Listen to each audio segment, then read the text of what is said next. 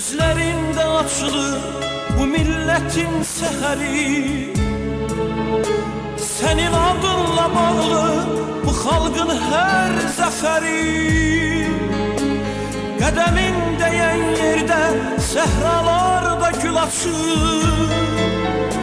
Gülistana çevrilir yurdun kendi şehri. Güneş doğur elə bil harda çekilir adın. Dosta fəxarət gelir, gözü kör olur yadın. Azerbaycan deyəndə seni düşünürük biz. Azadlığı inanır xalqa sen bağışladın. Sen elə bir zirvəsən, küləklər neyləyəcək?